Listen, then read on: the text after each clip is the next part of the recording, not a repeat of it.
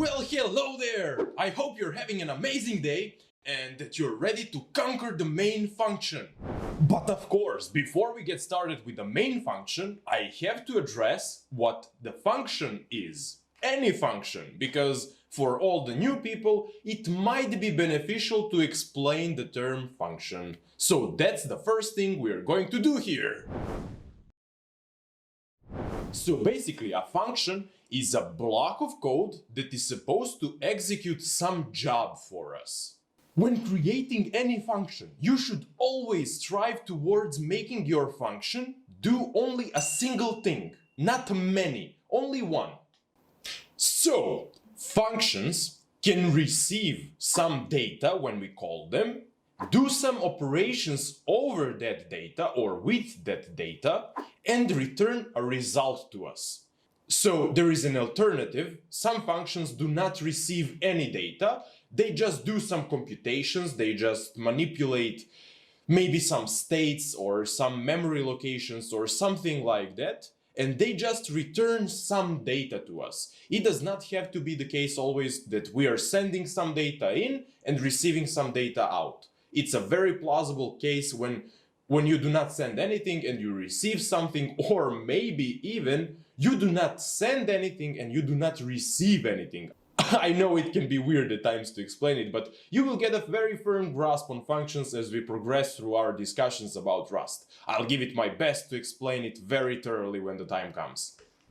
Okay, I feel like there is one more thing that is significant for functions, and to explain it, I think it would be the best to go straight to Visual Studio Code and do it there. First of all, welcome to Visual Studio Code. And in this part right here, I'll try to explain you in practice what functions are good to be used for and what they're not meant to be used for. So what will happen when I uncomment the sum of numbers function and when I uncomment the invoke of this function? We'll get a result that is equal to 7, as you can see, even though we are sending parameters 1 and 2. So basically, we are getting a warning that states that we're not using these parameters, which is completely true, because even though we're sending them, we are not using them at all. So this function will always just return 7. And whenever you call it, you do not have to use the function to return 7. You can just hard code the 7 in your variable and you will get the same result. But the difference is, when we uncomment the sum of numbers real function, and when we send 1 and 2, it will return us 3.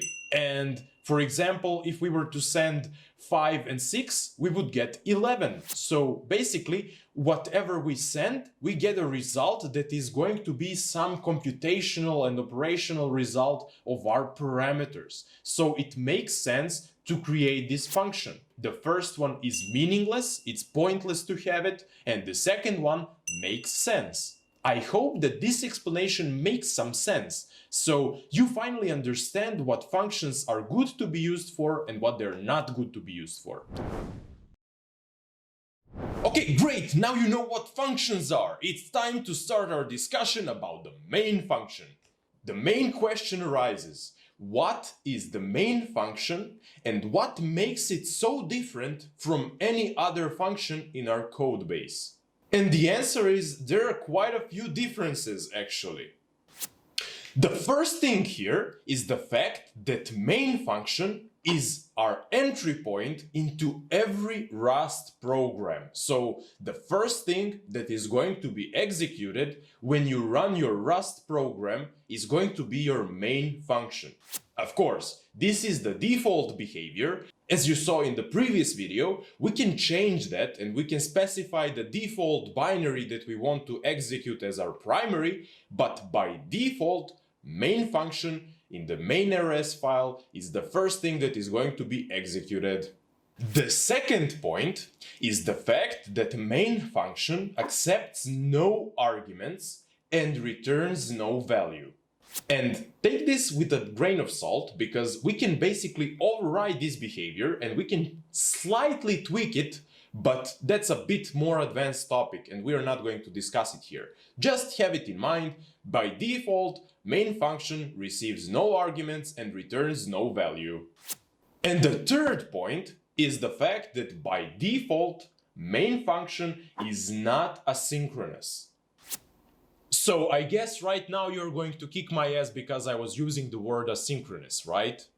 Yep, that's exactly right, if you don't start making sense right now. Okay, there is no need to do that, I'm going to explain it right away. Okay, let me explain the asynchronous programming a little bit. There is not too much space here to go in depth because this is a very complex topic that will have many dedicated videos to it. So this is just a brief explanation.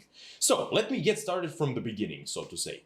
There is a main thread in our CPU that executes our code. And if our code is synchronous, so not asynchronous, but synchronous, it goes one line at a time. So if we, for example, have some very complex operation that will take a few seconds to execute, our CPU will be blocked by it. It will start executing operations, and when it gets to this very heavy-duty operation, it will just stop there, and it will not execute anything after it, until that very difficult operation was completed. And after it is, it will continue working down. And you can probably guess yourself that this is not a very good approach to take, because when you do have those very complex operations, you will basically have to stay and just sit around and wait for it to be done. The alternative to this approach is to have a synchronous program, which is going to use the fact that our CPU has many threads in it. So you know that modern CPUs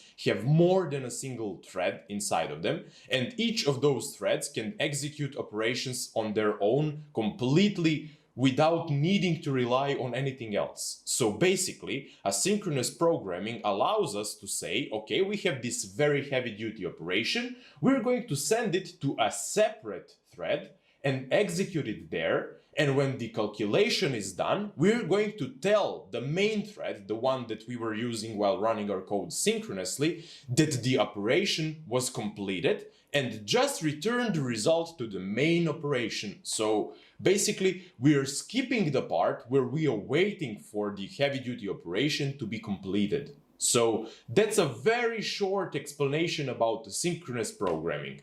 Just have in mind that this was a very abstracted explanation. We're going to extend this explanation substantially in our future videos when we reach the point where we start talking about the asynchronous programming. So stay tuned for that. Let's get back to our main function talk again. So the fourth point that we have to cover about the main function is the fact that it can be compiled into an executable file. The same story as for any other binary that we include in our project. By default, the main rs file and main function inside of it are the ones that are going to be compiled into executable file. So again, this behavior can be changed, but by default, it is like that. That was amazing job from your side. I'm so proud of you. We managed to cover the basic points about our main function, and also we talked about asynchronous and synchronous code execution.